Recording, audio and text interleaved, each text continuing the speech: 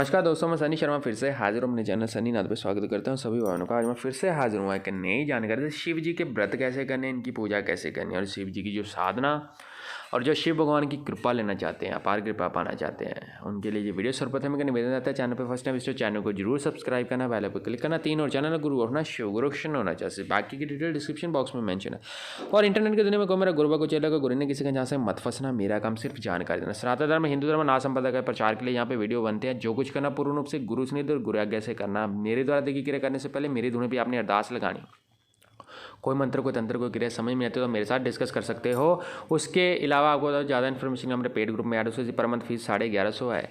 और बाकी description box आप चेक कर लेना। और सबसे ज़्यादा वीडियो और लाइव स्ट्रीमिंग सनी नाथ चैनल पे ही आती है। तो शिव जी के व्रत कैसे करने, इनकी पूजा कैसे करनी, शिव जी की साधना कैसे करनी है, शिव भगवान को कैसे प्रसन्न करते हैं, क्या विधान रहता है, वो आपको इस वीडियो में बताऊँगा। यहाँ पे जो वीडियो बनाए जाते हैं धर्म के प्रचार के लिए अथवा सब धर्मों का आदर सत्कार मान मर्यादा को ध्यान में रखते हुए बनाए जाते हैं। तो आपने सिर्फ ज्ञान के पर्पज से इन वीडियो को देखना है। विदाउट परमिशन, विदाउट गुरु आपने इन मंत्रों का प्रयोग नहीं करना है। शिव जी के व्रत में आपको बता दूं, सर्वप्रथम देखो कुछ कन्याएं करती हैं, इनके अलग अलग कार्य के लिए इनके व्रत होते हैं। जैसे 16 सोमवार के व्रत करते हो आप, तो वो मोखने पड़ते हैं, यानी कि उनको पूर्ण रूप से उनका जो बोलते हैं ना कि 16 जब पूरे होते हैं तो 17वां जो व्रत है आपको खोलना पड़ता है। उसमें आपको कुछ पूजा देनी पड़ती है। कुछ बच्चों को बोल सकते हैं, बच्चियों को बोल सकते हैं, ब्राह्मणों को बोल सकते हैं, जैसे सुविधा अनुसार है, जैसे एज पर पब्लिक आपके पास अवेलेबल होते हो उस प्रकार से छोटा सा आपको एक अनुष्ठान करना पड़ता है।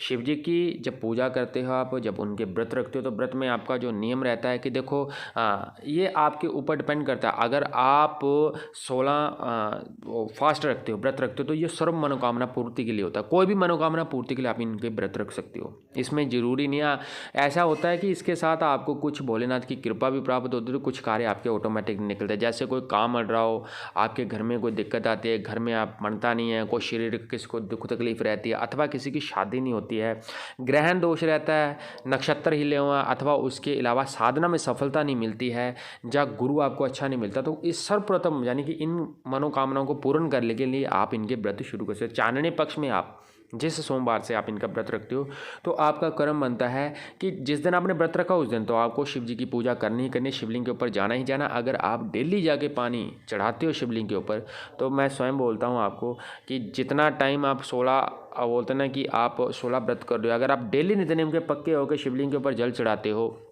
एक टाइम सुबह जाते हो आप चढ़ाते हो, शिवलिंग की पूजा करके आप ओम नमः शिवाय इस मंत्र का जप करते हो, तो आपको मैं बता रहा हूँ आपको इनके दर्शन ही नहीं, इनके गण भी प्राप्त हो गए। यानी कि हो सकता है कि भोलेनाथ के गणों की गद्दी बोल सकते हैं हम, जहाँ आपके ऊपर देवता की इतनी कृपा हो जाए कि आपको अगला पिछला सब कुछ दिखना चालू हो जाए। आप किसी का भला भी कर सकते हो और आपके अंदर ज्ञान की उत्पत्ति भी होगी, अच्छा गुरु भी मिलेगा आपको, और आप किसी के मार्गदर्शक भी बन सकते हो। यानी कि आप किसी को समझाने के समर्थ बोल सकते हैं, या समर्थक बोल सकते हो, या आप किसी को गाइड करने की जो कैपेबिलिटी होती है एज ए टीचर, तो वो भी आपको प्राप्त हो जाती है।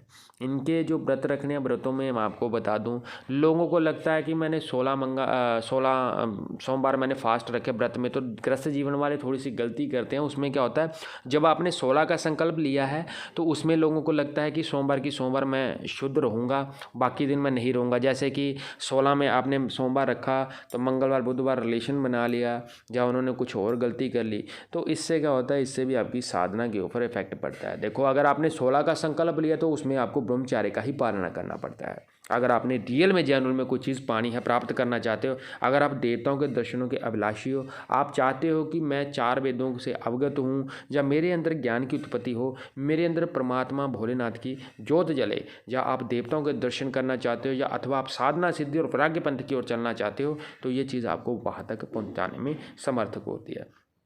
तो ओम नमः शिवाय के जप के साथ ही अपने करना होता है। इनको आपने 5 फल चढ़ाने होते हैं, धतूरे अपने चढ़ाना होता है, बेलपत्र चढ़ाने होते हैं, शिवलिंग की पूजा आपने करनी होती है, जो नित्यनेम से चंदन के साथ इत्र छिड़का के अगरबत्ती लगाकर दूध से बनी मिठाई आपने देनी होती है, और सोमवार को व्रत आपने रात्रि को मीठी चीज़ से ही खोलना होता है। चैनल अच्छा लगे सब्सक्राइब